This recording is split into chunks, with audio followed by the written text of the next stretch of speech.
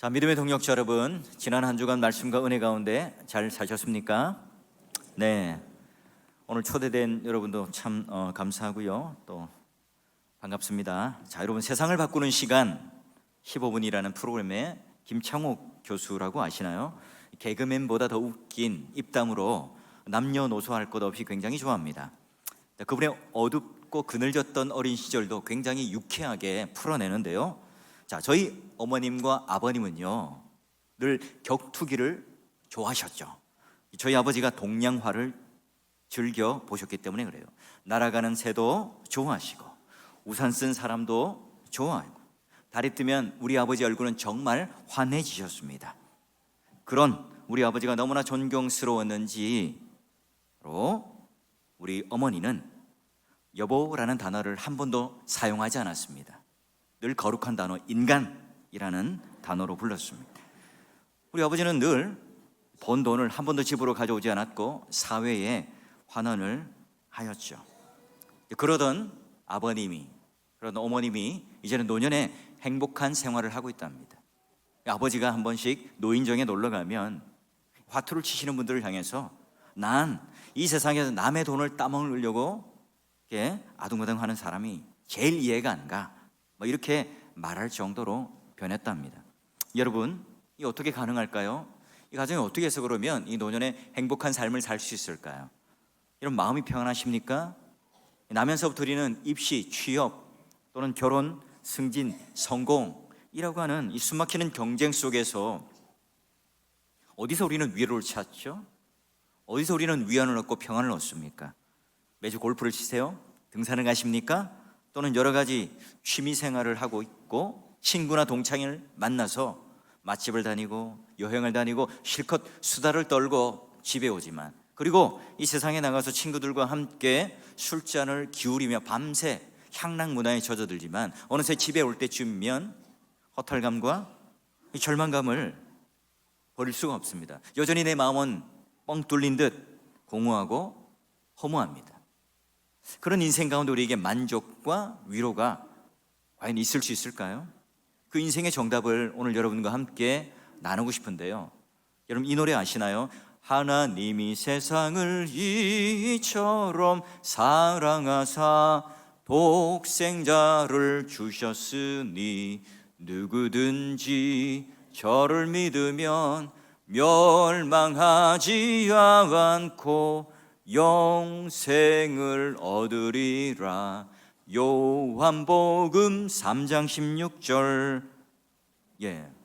아무도 박수 치는 사람이 없군요. 치면 안 된다는 얘기예요. 여러분, 초대되어 오신 분들 중에 이 노래가 익숙하다면, 따라 부르셨다면 과거에 한 번쯤은 교회에 드셨던 분이고요. 또한 오랫동안 신앙생활 하신 분은요, 주일학교 시절에 향수에 젖게 만들죠. 오늘 이 시대를 살아가는 우리들에게는 이 요한복음 3장 16절이 굉장히 중요한 말씀입니다. 우리 한번 말씀의 숲 안으로 함께 들어가 보실까요? 자, 그날은 사물의 형체를 알아볼 수 없을 만큼 칠흑 같은 어둠이 짙게 내렸습니다. 사람들의 발걸음이 뚝 끊긴 채 몇 개의 낙엽만이 바람의 움직임에 따라 굴러다니는 황량한 거리였습니다. 한 사람도 보이지 않았고 한 방랑자는 다른 사람의 눈에 띄지 않기를 원했습니다.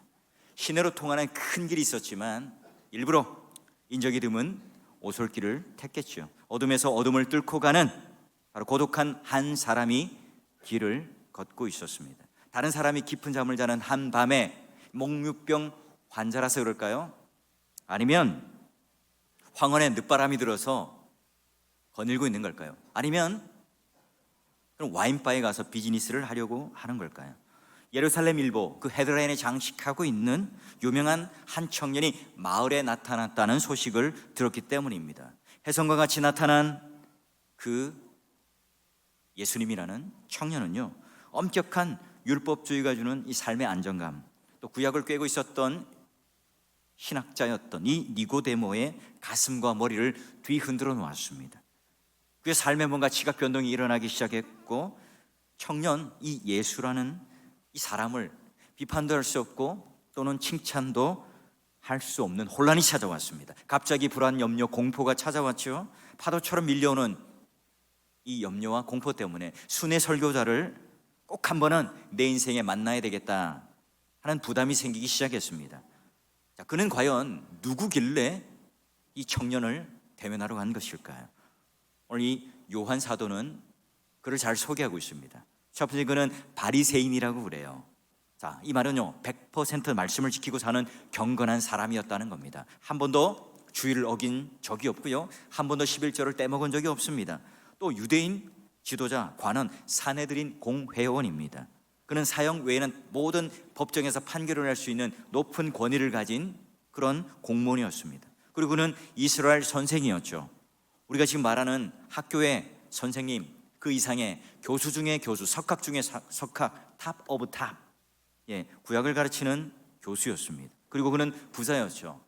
그가 변화되고 난 이후에 예수님께서 십자가에 돌아가시고 그 시신을 사비로 굉장히 비싼 장례를 치루어 줍니다. 그는 결코 평범한 인물이 아니죠.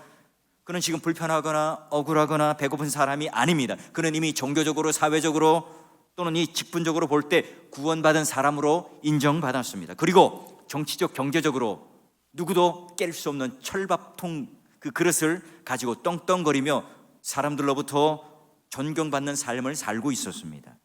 그렇다면 그는 빵을 구걸하러 가거나 자리 한 자리를 내가 가지기 위해서 아부를 떨기 위해 그 청년을 찾아간 게 아니겠죠. 그는 밤에 찾아가요. 왜 굳이 그는 밤에 예수님을 찾아뵈었을까요? 밤은 언제나 부정적인 하루의 시간을 뜻하죠. 빛과 대조되는 물리적인 시간이기도 합니다. 성경에도요 영적인 어두움을 상징합니다. 요한복음 9장 4절과 요한복음 13장 30절에도 보게 되면 오늘 이 니고데모가 바로 밤에 열심히 토라를 공부해야 되는 그 시간에 어디를 찾아가요? 뭔가 영적인 먹구름이 꽉 끼어 있습니다. 마치 앞을 보지 못하듯 헤매고 있는 영적인 밤을 맞아서 오히려 지금 그 밤길을 헤매어 청년 예수를 만나러 가요. 그 밤길을 서성거리고 있죠. 그러니까 니고데모가 예수님을 만나 호의적인 말을 합니다. 예수님과의 첫 만남에, 와, 당신은 하나님께로부터 온 선생입니다. 하나님께서 함께 하지 않으면, 하나님이 능력 주시지 않으면 당신이 행하는 이 표적과 기사 아무도 할 수 없죠. 어떻게 병자를 고쳐요? 어떻게 귀신을 내쫓습니까? 어떻게 바리새인과 서기관 그 율법학자들과 맞대면하여서 맞짱을 떠서 그들 코를 납작하게 하여 말씀의 권위로 그를 누를 수 있다는 말입니까? 자, 이런 호의적인 말, 어깨를 으쓱하게 만드는 이 엄지척을 했던 그 말에 예수님은 동문서답, 아니 우문현답을 하십니다. 진실로 진실로 내게 이르노니 사람이 거듭나지 않으면 하나님 나라를 볼 수 없다. 이 거듭나다, again, 이 말은요 성경의 각주를 보게 되면 위에서 라고 되어 있습니다. 거듭난다는 말은 결국 다시 태어난다, 또 다른 말로 위에서 난 자라 하는 의미입니다. 요한복음 1장 12절 13절에 보면 영접하는 자, 그 이름을 믿는 자들에게는 하나님의 자녀되는 권세를 주셨으니 이는 혈통, 육정으로나 사람의 뜻으로 나지 않고 새로운 방식, 바로 오직 하나님께로부터 위로 난 자들이다, 이렇게 정의합니다. 그래요, 내가 예수님을 믿습니다. 내가 예수님을 영접합니다. 내가 교회에 나와요. 신앙생활을 하겠습니다. 여러분, 이런 신비로운 과정은 혈통, 육정, 인간의 뜻, 인간의 지혜, 인간의 경험, 지식으로 가능한 일이 아니에요. 영접하는 자, 그 이름을 믿는 자, 하나님 자녀가 되는 권세, 위로부터 난 자, 이 모든 것들은 다 우리 인간의 이해와 생각과 경험을 가지고 알 수 없는 하나님의 그 주권적인 은혜라고 설명할 수밖에 없어요. 여러분, 이 기막힌 예수님의 이야기에 니고데모가 어떤 반응을 하죠? 아유, 이 저같이 늙은 사람이라면 어떻게 날 수 있죠? 두 번째, 그러면 다시 엄마 뱃속에 쏙 들어갔다가 다시 나와야 합니까? 구약의 정통한 대석학이었지만 지금 예수님께서 하시는 말을 이해하지 못합니다. 왜죠? 영적인 눈이 닫혀 있습니다. 영적인 밤을 맞이하고 있기 때문에 이런 초딩과 같은 답을 할 수밖에 없어요. 예수님께서는 어떻게 말하죠? 진실로 진실로 내게 이르노니 사람들이 물과 성령으로 나지 않으면 하나님 나라에 들어갈 수 없다. 그리고 예수님은 덧붙입니다. 너는 이스라엘 선생인데 이런 것도 깨닫지 못하느냐? 그는 예수가 그리스도인지를 몰랐습니다. 그는 그저 종교인이었죠. 자, 예전에 제가 제자 훈련을 하면서 독특한 반을 하나 맡은 적이 있어요. 자, 집사님, 권사님, 그 남편들이요, 이 겉으로는 문의로는 신앙생활 잘했지만 정작 예수를 믿지 않았죠. 그래서 나 올해만 교회 다니고 이제 내년부터는 교회 안 다닐 거야 라고 선언했던 그 7명의 남자를 데리고 저녁에 제가 제자 훈련을 했던 적이 있습니다. 자, 그런데요, 몇 개월이 지나가자 이 제자 훈련을 받다가 눈이 그렇게 빨개지면서 고백을 해요. 목사님, 부끄러운 고백이지만 이제 제가 십자가 사건이 무엇인지를 깨달아집니다. 이제야 내 죄를 예수님께서 대속하셨다는, 주님이 나의 구주라는 사실을 내가 믿게 되었습니다. 저는 깜짝 놀랐습니다. 그분도 놀랐지만 저도 놀랐던 이유가 그분이 중직자였거든요. 근데 교회 열심히 정말 봉사하고 헌신하는 분이었거든요. 근데 그럼에도 불구하고 나 이제 교회 그만둘 거야 라고 선언했는데요, 결국 예수가 누구인지를 그제서야 깨달았다는 겁니다. 오늘 처음 복음을 접하는 분도 계실 거고요, 기존 신자도 계실 겁니다. 처음 듣는 분이나 아니면 내가 어렴풋이 이 복음, 이 진리를 정리하고 있는 분들이 있다면 오늘 내가 명확한 이 진리를 깨닫고 예수 그리스도를 인격적으로, 머리나 가슴이 아니라 인격적으로 실제적으로 만남이 있는 그 복을 누리기를 주의 이름으로 축원합니다. 자, 그러면요, 오늘 니고데모는 예수님과 이 대화 속에서 예수님께서는 어때요? 3장 12절을 보니까, 야, 네가 땅의 일을 말하여도 너희가 믿지 않는데 하늘의 일을 말하면 네가 어떻게 믿겠느냐? 이건 여러분, 예수님께서 니고데모를 향해서 소망을 받다는 얘기입니까? 절망을 받다는 얘기입니까? 절망이죠. 밤을 만난 인생처럼 깜깜합니다. 여러분, 예수님은 인간은 늘 하나님께서 바라볼 때 절망스러운 존재라는 사실을 니고데모를 통해서 더욱더 분명하게 드러냅니다. 사랑하는 믿음의 동역자 여러분, 또 오늘 초대되어 오신 여러분, 우리가 인생을 살면서 니고데모와 같이 가졌고 누리고 성공했고 존경받고 모든 것이 완벽하다고 생각하는 이 인생을 살았지만, 그러나 오늘 내 내면은, 오늘 내 마음은, 내 생각은 니고데모와 같이 깜깜한 인생으로 영적인 밤을 맞이하고 살아가고 계신 분은 없습니까? 우리는 깜깜한 영적인 밤, 무지한 삶을 살기 때문에 모르는 게 있습니다. 착각하고 살아가는 게 있죠. 바로 첫 번째가 뭐냐면 오늘 우리 인생 가운데는 하나님의 진노라고 하는 것이 임했다는 사실이에요. 자, 땅에 있는 지체를 죽이라. 곧 음란과 부정과 사욕과 악한 정욕과 탐심이니 탐심은 우상숭배. 이것들로 말미암아 하나님의 진노가 임한다. 여러분, 이런 항목을 살펴볼 때 현대인들, 오늘 나에게 해당되지 않는 게 하나도 있습니까? 자, 그런 여러분, 로마서 1장 18절에 보면 하나님의 진노가 불의로 진리를 막는 모든 사람, 모든 이 경건하지 않음, 하나님이 없는 것, 또한 불의, 사악한 사람들에 대하여 하늘로부터 나타난다. 하나님을 인정하지 않습니다. 내가 인생의 주인이고 내가 독립하며 살아갈 수 있다는 그 인간의 욕구를 가진 사람에게 하나님의 심판, 하나님의 진노가 있다는 사실을 이 세상의 사람들은 깨닫지 못하고 살아가지요. 악한 인간들을 향해 하나님의 그런 진노가 있지만 초인적인 인내로 끝간데 없이 또 기다리고 계시는 그 하나님의 인내를 우리는 잘 몰라요. 내가 건강관리를 잘하죠. 내가 몇 채의 집도 가지고 있고 재산도 가지고 있습니다.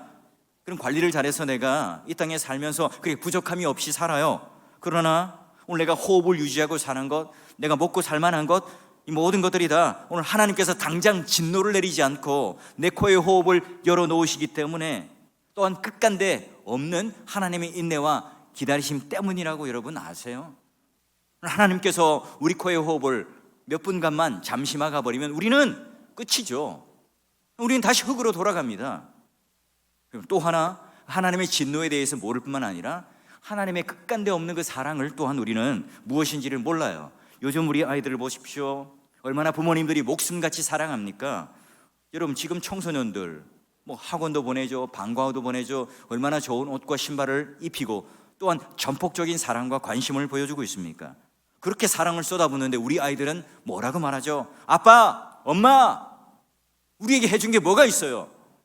여러분, 왜 우리가 사랑을 받지 못하고 또한 부모님들로부터 인정받지 못한다고 생각하고 우울해하고 자살하려고 할까요? 그만큼 여러분, 인간의 사랑은 불완전하다는 거죠. 아무리 내가 사랑해서 부부로 또 결혼 생활을 영위하지만, 그러나 그건 근원적인 사랑이 아니기 때문에, 본질적인 사랑이 아니기 때문에 인간의 모든 이 사랑은 결국은 불편하게 만들 때가 많습니다.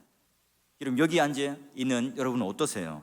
정말 우리는 최선을 다해서 열심히 살았잖아요. 돈이 이 세상의 최고라고 생각해서 목숨을 걸고 모든 인생을 다 바쳐 우리는 돈을 벌었습니다.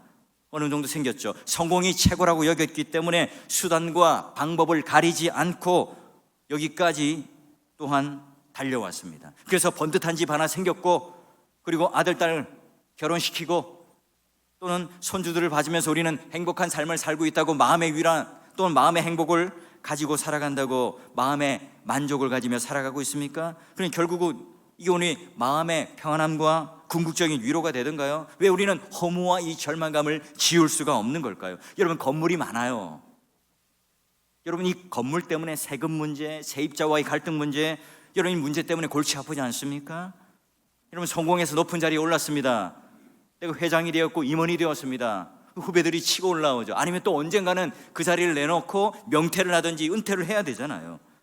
그 자리를 물러나야 됩니다. 내가 아무리 건강을 자신 있게 생각합니다. 그러나 여러분, 세월 앞에 장사가 있습니까? 내가 아무리 건강하고 내가 아무리 바디빌딩을 하고 또 모른 암벽을 타고 하는 그런 건강들을 가졌지만, 여러분, 우리가 나이가 들어가면서 그만큼의 체력과 건강을 유지할 수 있습니까? 없죠. 어느새 우리 마음 한구석에는 밀려드는 허무, 이 절망, 이 극복할 수 없는 이유가 뭘까요? 이스라엘의 모든 것을 다 가졌던 한 왕, 젊은 왕이 이렇게 고백합니다. 헛되고 헛되고 헛되니 모든 것이 다 헛되도다. 성경은 그 인생을, 하나님을 알지 못하는 그 인생을 살아가는 모든 인생을 향하여 모든 것이 헛되도다 말을 합니다. 그래요, 여러분, 우리 주위에 예수님을 믿는 사람들이 있습니다. 저 사람을 보면 나보다 월급이 작아요. 나보다 돈을 못 봅니다. 나보다 적은 평수 아파트 삽니다. 아니, 반지하 단칸방 월세로 살고 있는데요, 나보다 불행한 인생을 살고 있는데 딱 보면 주일날 성경책을 딱 끼고 왔다 갔다 하는 그분의 얼굴을 보면 기쁨이 넘칩니다. 그분의 마음에 평화가 넘쳐요. 왜 그럴까요? 왜 그럴까요? 무슨 비밀이 있을까요? 예수님께서는 이런 정답을 가르쳐 주시죠. 하나님이 세상을 이처럼 사랑하사. 여러분, 이 문장의 주어가 누굽니까? 다시 묻죠. 이 문장에 우리 인생의 주인이 누구입니까? 이제껏 돈이, 명예가, 성공이, 학벌이, 좋은 집이, 비싼 땅이 주어였고 주인이었습니다. 세상이 전부라는 이 착각 속에 우리가 마음을 다 바쳐, 목숨을 다 바쳐 이런 것들을 구하고 취하고 또 마음껏 즐기며 살아가는 것이 진정한 행복이고 또한 인생의 목표라고 우리는 생각하지 않았습니까? 그러나 여러분, 성경은 말해요. 우리 인생은 풀이고 자랑하는 그 모든 영광은 다 꽃이다. 여러분, 풀의 숙명은 무엇입니까? 다 말을 시듭니다. 꽃의 운명은 뭡니까? 결국은 떨어지죠. 세상은 다 그렇습니다. 성경은 말합니다. 이 세상을, 온 천지 만물을 지으신 그분은 바로 하나님이시고 우리 인간은 하나님 형상대로 모양대로 지음을 받아 하나님이 내 인생의 주어이고 하나님이 내 인생의 주인입니다. 이게 성경이 말하고 있는 답이에요. 네, 그렇죠. 그럼 내가 주인이 되어 사는 인생은 절대로 만족을 누릴 수 없고 그 허무와 절망을 극복할 수가 없습니다. 하나님을 내 인생의 주어로, 하나님을 내 인생의 주인으로 받아들이는 그 인생만이 허무와 절망을 극복할 수 있죠. 왜 그렇습니까? 오늘 내가 만족이라는 내 항아리 밑빠진 독에 채워놓을 수 있는 게 없습니다. 그 항아리를 다 채울 수 있는 하나님 은혜라고 하는 강물, 하나님 은혜라고 하는 더 큰 그런 용기가 있을 때 가능하죠. 믿음의 신앙의 선배들이 이런 죄와 비참으로 무너진 인생 속에 하나님을 주인으로 딱 만났을 때 그들이 했던 멋진 신앙의 고백이 하나 있습니다. 제가 한번 질문해 볼 테니 여러분 한번 읽어주세요. 자, 사나 죽으나 당신의 유일한 위로는 무엇입니까? 시작. 사나 죽으나 나는 나의 것이 아니고 몸과 영혼이 모두 나의 신실하신 구주 예수 그리스도의 것입니다. 구주 예수 그리스도께서는 보배로운 피로 나의 모든 죄값을 치러주셨고 마귀의 모든 권세로부터 나를 자유하게 하셨습니다. 또한 나의 하늘 아버지의 뜻이 아니고는 나의 머리털 하나도 상함이 없게 하시는 그런 방식으로 주는 나를 지켜주십니다. 실로 이 모든 것이 나의 구원을 위하여 함께 일하게 하십니다. 따라서 성령으로 말미암아 주께서 또한 나로 영생을 확신하게 해주시고 나로 진심으로 자원하게 하시고 이제부터 주를 위하여 살게 하십니다. 여러분, 이번 제가 이제 필리핀 신학교에 가서 하이델베르크 요리 문답을 강의하면서 이 부분을 읽다가요, 이게 머리숱이 없는 한 분이 손을 딱 들니, Pastor, I do not only have hair. What's happened to? 나는 이미 머리가 하나도 없는데요. 나는 어떻게 되는 거죠? 머리털 하나 상함도 없게 하는 그런 방식으로 이 표현 때문에 물어보시는 거예요. 물론 우리 김혜석 선교사님은 아닙니다. 수사적인 표현이죠. 자, 그러면 하나님께서 어떻게 머리털 하나라도 상함 없게 우리를 붙들고 구원의 완성을 이루어내시며 우리는 이제 주를 위하여 기쁘게 살아가는 삶을 살 수 있는가? 자, 오늘 3장 16절 말씀을 보니까 세상을 이처럼 사랑하사.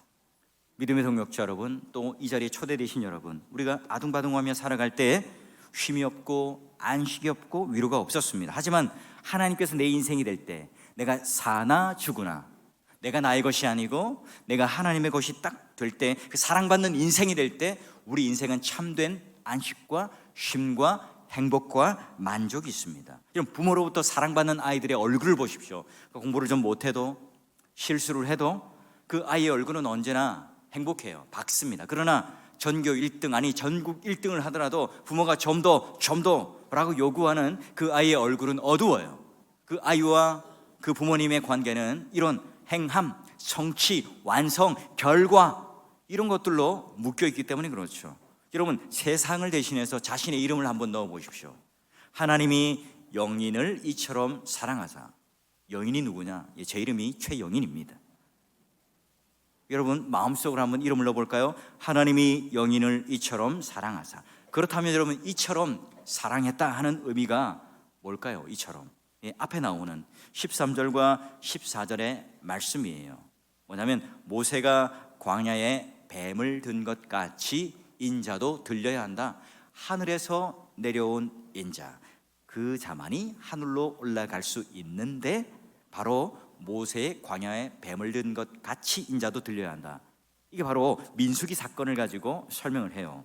자, 민수기 21장 어떤 사건이 일어나냐면 출애굽하고 홍해를 건너서 광야길을 걸어가며 약속의 땅 가나안으로 걸어갈 때에 백성들이 원망과 불평을 하죠. 아이고, 우리가 과거에 애굽에서 먹던 그 고기, 이 사이에 꼈던 그 고기 아직도 생각납니다. 이 하찮은 음식으로 우리를 여기까지 데려와서 죽이려고 합니까? 하나님을 신뢰하지 못하고 불평을 하지요. 이때 하나님께서 이스라엘 백성들에게 불뱀을 보냅니다. 백성들을 물게 하죠. 그리고 그들이 뱀독이 온몸에 퍼져서 이제 죽을 인생, 죽을 수밖에 없는 절체절명의 위기에 빠지게 됩니다. 이때 하나님께서 주시는 대안이 뭐죠? 하나님께서 뭘 주시죠? 불뱀을 만들어 장대 위에 달아 매달린 자마다 그것을 보면 살리라. 여러분, 이게 믿어집니까? 뱀독이 올라서 죽게 되었습니다. 이스라엘 입장에서는 이 말이 믿어지겠습니까? 말도 안 되는 이야기 아닙니까? 여러분, 노뱀 자체가 무슨 약효가 있는 게 아니잖아요. 뭐 신비한 능력이 있는 게 아니잖아요.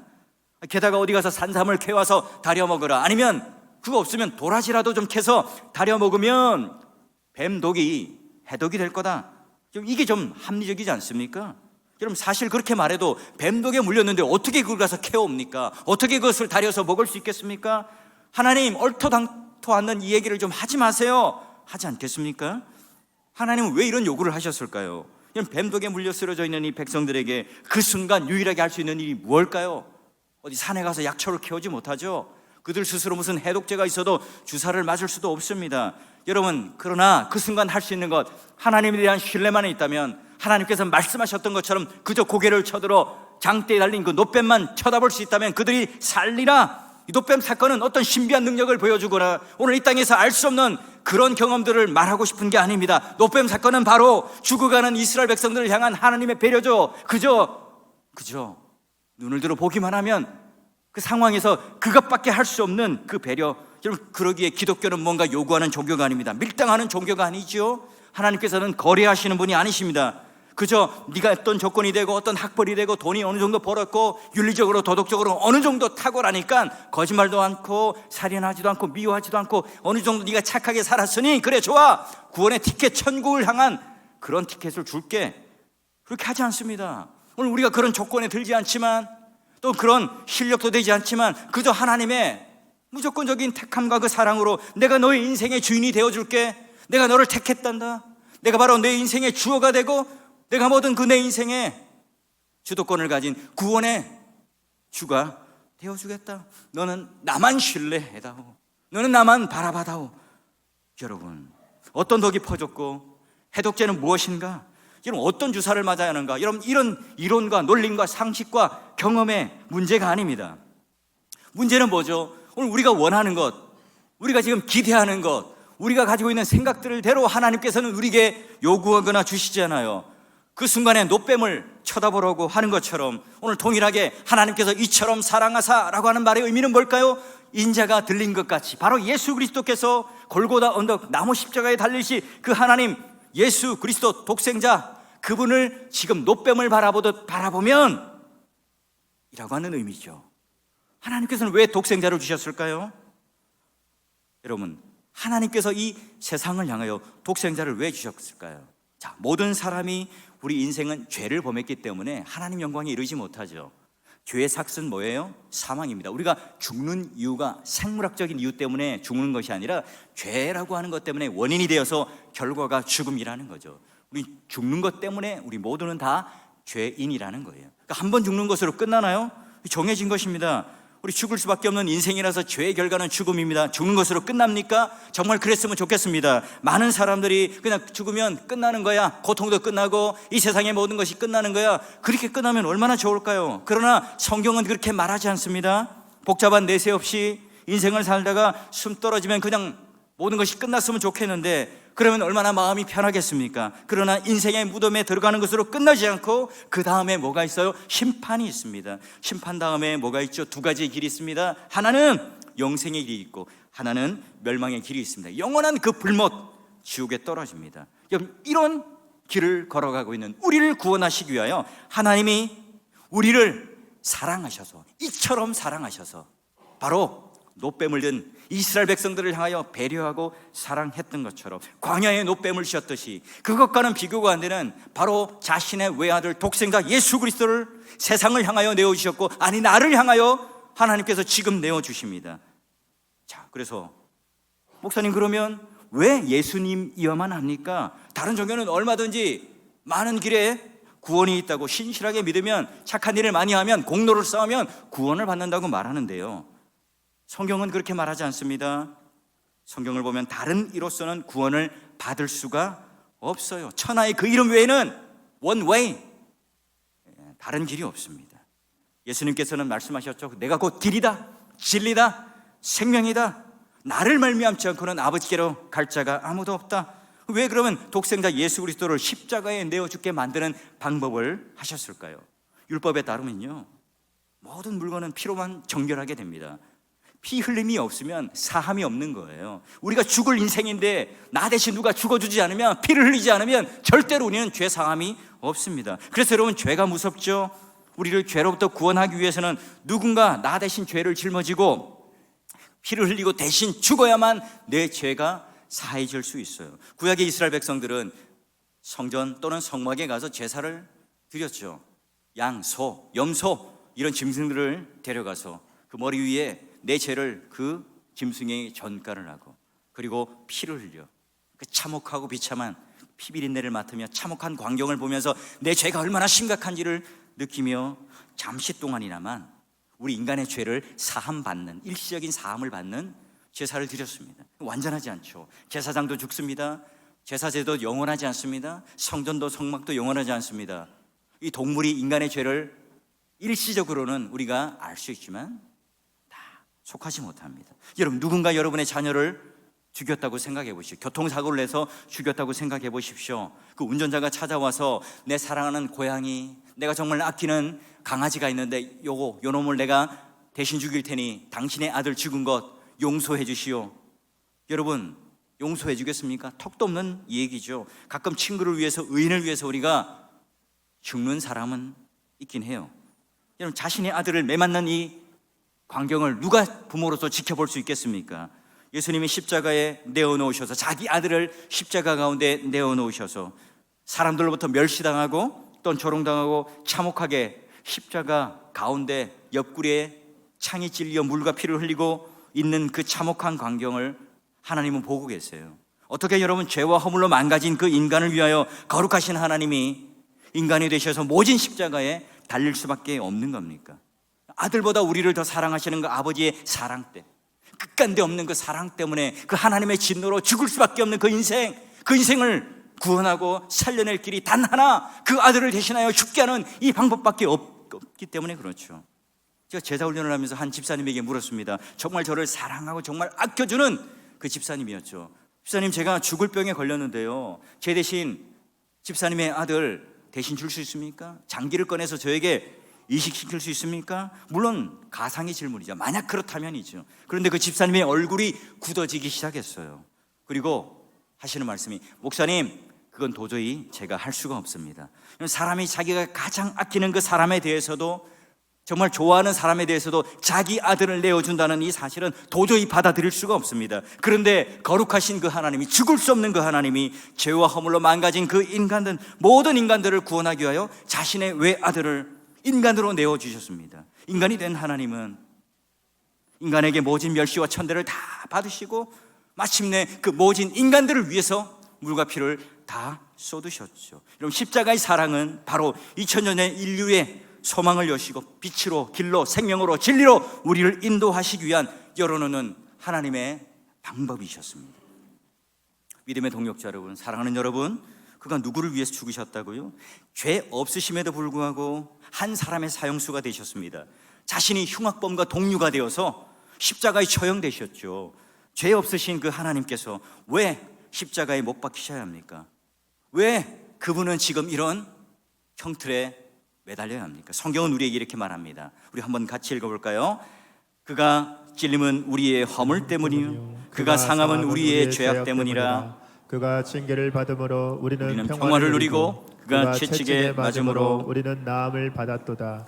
우리는 다 양 같아서 그릇 행하여 각기 제 길로 갔거늘 여호와께서는 우리 모두의 죄악을 그에게 담당시키셨도다. 아멘.